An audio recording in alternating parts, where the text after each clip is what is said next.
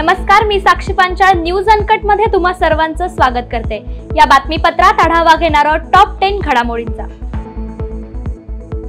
भाजप सरकार आल्यापासून नोकरी भरत्या पारदर्शक होत नाहीत। आता स्पर्धा परीक्षेमधील घोटाळे समोर येत असून हे सरकारचं अपयश अशी टीका खासदार सुप्रिया सुळे यांनी नगरमध्ये केली। खासदार सुप्रिया सुळे शुक्रवारी नगर दौऱ्यावर आल्या असता त्यांनी पत्रकारांशी संवाद साधला। यावेळी खासदार निलेश लंके व पदाधिकारी उपस्थित होते। त्या म्हणाल्या की देशात महागाई, भ्रष्टाचार, दुष्काळ अशा अनेक समस्या आहेत। अशा परिस्थितीमध्ये पूजा खेडकर हे प्रकरण समोर आलंय। रोज नवनवीन माहिती समोर येत आहे। याबाबत सरकारला विनंती केली आहे। सरकारने या संपूर्ण प्रकरणाची चौकशी करून 3 आठवड्यामध्ये अहवाल सादर करावा।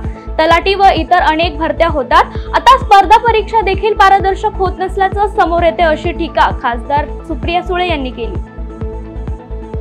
वैद्यकीय शिक्षण प्रवेशासाठी घेतल्या जाणाऱ्या नीट यूजी 2024 परीक्षा रद्द करण्याची मागणी करणाऱ्या याचिकांवर काल सर्वोच्च न्यायालयात सुनावणी झाली। एनटीएने नीट यूजी 2024 परीक्षेत विद्यार्थ्यांनी मिळवलेले गुण, त्यांच्या वेबसाईटवर विद्यार्थ्यांची ओळख गुप्त ठेवावी व शहर व केंद्रानुसार निकाल स्वतंत्रपणे जाहीर करावा। तसेच बिहार पोलिसांनी आपल्या तपास अहवालाची प्रत सादर करावी असे निर्देश देत या प्रकरणी पुढील सुनावणी सोमवारी म्हणजे 22 जुलै रोजी होईल असे सरन्यायाधीश धनंजय चंद्रचूड, न्यायमूर्ती जे.बी. परडीवाला आणि मनोज मिश्रा यांच्या खंडपीठाने स्पष्ट केली आहे। विशालगडावरील हिंसक घटनांच्या प्रकरणावर आज हायकोर्टात तातडीची सुनावणी होणार आहे। विशालगडावरील अतिक्रमण हटवण्यासाठी स्थानिक प्रशासनाने हाती घेतलेली मोहीम तसंच विशालगड अतिक्रमणांपासून वाचवण्यासाठी उजव्या विचारसरणी संघटनांनी पुकारलेल्या आंदोलनादरम्यान झालेल्या हिंसक संघटनेचं प्रकरण आता मुंबई उच्च न्यायालयात पोहोचलंय। कोल्हापूर जिल्हा प्रशासनाने विशालगडावरील बांधकाम पाडण्यासाठी मज्जाव करण्याचे आदेश देण्याची याचिकेत मागणी करण्यात आली आहे। तसेच बांधकामांना याचिकांवरील अंतिम सुनावणीपर्यंत संरक्षण देण्याची मागणी करण्यात आली आहे।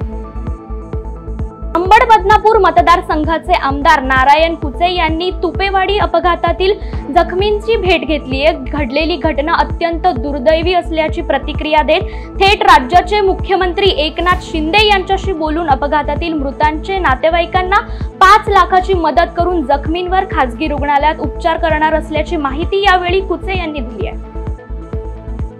विदर्भाचा नंदनवन म्हणून अमरावतीच्या चिखलदराची ओळख आहे। गेल्या काही काळापासून चिखलदरा येथील बहुप्रतीक्षित स्कायवॉकचे काम रखडले असून हा स्कायवॉक झाल्यास चिखलदरात पर्यटन क्षेत्राला मोठी चालना मिळेल। त्यामुळे आपण हा रखडलेला प्रकल्प पूर्णत्वास नेण्याचे प्रयत्न करणार असल्याची माहिती या कामाच्या पाहणी दरम्यान खासदार बळवंत वानखडे यांनी दिली आहे।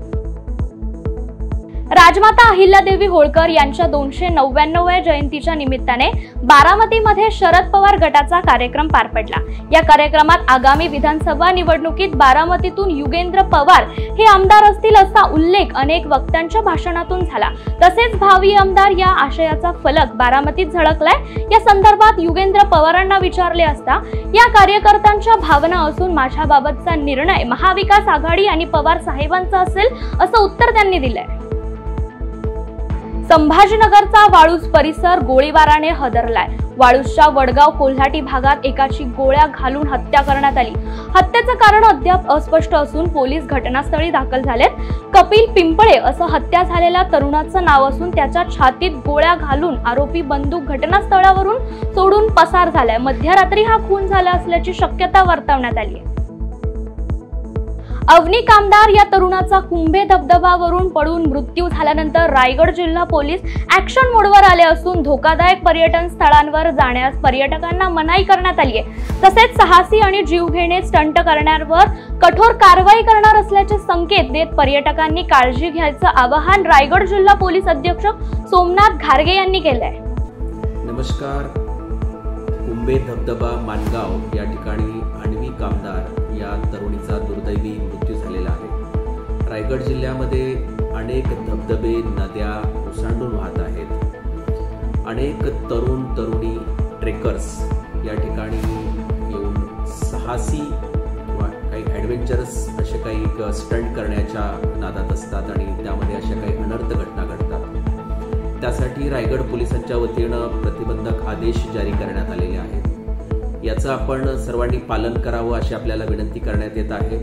आणि याचं जर उल्लंघन केलं तर कठोर कारवाई करण्यात येईल याची आपण दखल घ्यावी. जय हिंद.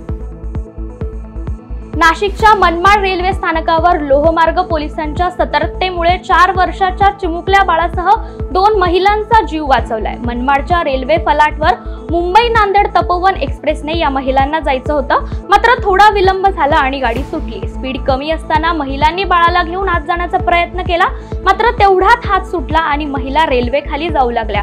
मात्र आरपीएफ जवानांनी प्रसंगावधान राखून महिलांना बाहेर खेचलं, त्यामुळे तिघांचे प्राण वाचले असून या घटनेचा थरार सीसीटीव्ही मध्ये कैद झाला. T20 वर्ल्ड कपचे विजेतेपद आणि झिम्बाब्वे विरुद्धची T20 मालिका जिंकल्यानंतर भारतीय संघ आता श्रीलंकेच्या दौऱ्यावर जाणार आहे. श्रीलंका दौऱ्यासाठी भारतीय संघ जाहीर झालाय. या मालिकेपासून भारताचा प्रशिक्षक म्हणून गौतम गंभीरचा कार्यकाळ सुरू होणार आहे. सुरुवातीला रोहित शर्मा आणि विराट कोहली वनडे मालिकेत खेळताना दिसणार नाहीत अशी चर्चा होती, मात्र गंभीरच्या प्रशिक्षकपदाचा कार्यकाळ सुरू होत असल्याने दोघांनी दखल देत वनडे मालिकेसाठी उपलब्ध असल्याचं कळवलंय. त्यामुळे रोहित शर्माची वनडे टीमचा कॅप्टन म्हणून निवड झाली आहे. भारताच्या वनडे टीम मध्ये IPL गाजवणाऱ्या युवा गोलंदाजी निवड झाली आहे. KKRचा युवा गोलंदाज हर्षित राणा याच्यासाठी टीम इंडियाची दारं उघडली आहे. वेळ झालीये टॉप 10 मध्ये इथे थांबायची. तुम्ही पाहत रहा न्यूज अनकट.